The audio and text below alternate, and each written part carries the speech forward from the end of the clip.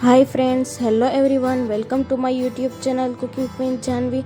તમારે વાલોળનું શાક ઘરે ટ્રાય કરવું છે તો ચાલો આપણે રેસીપી શરૂ કરીએ. સૌથી પહેલાં તો આપણે એક લોયામાં તેલ ગરમ મૂક્યું છે, એમાં આપણે જીરું અને હિંગ એડ કરવાના છે. જીરું ને હિંગ એડ થઈ ગયા બાદ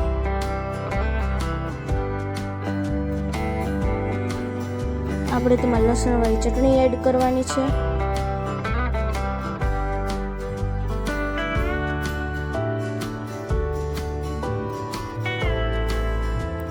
લસણવાળી ચટણી એકદમ સતળાઈ જાય ત્યારબાદ બધા મસાલા એડ કરીશું. એ પહેલા આપણે એમાં ટમેટું એડ કરી નાખ્યું.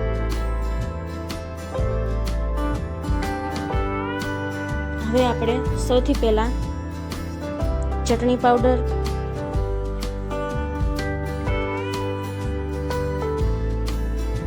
સ્વાદ અનુસાર મીઠું, હળદર પાવડર,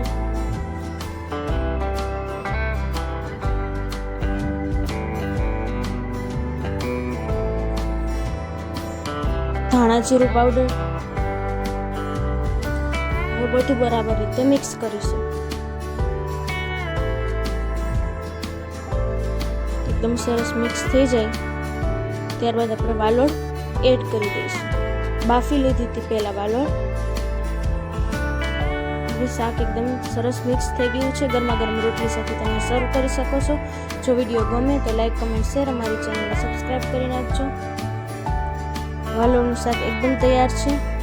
તમે બપોરે જમવામાં ગરમા ગરમ રોટલી સાથે સર્વ કરી શકો છો. મહેમાન આવ્યા હોય ત્યારે પણ તમે આ રેસીપી અલગ બનાવી શકો છો. કોથમીર વડે હવે આપણે ગાર્નિશિંગ કરી લઈશું. એક વખત આ રેસીપી ઘરે જરૂર ટ્રાય કરજો. Thank you. વધુમાં વધુ ફ્રેન્ડ સાથે શેર કરજો જેથી ફ્રેન્ડ્સને નવી નવી રેસીપી જાણવા મળે.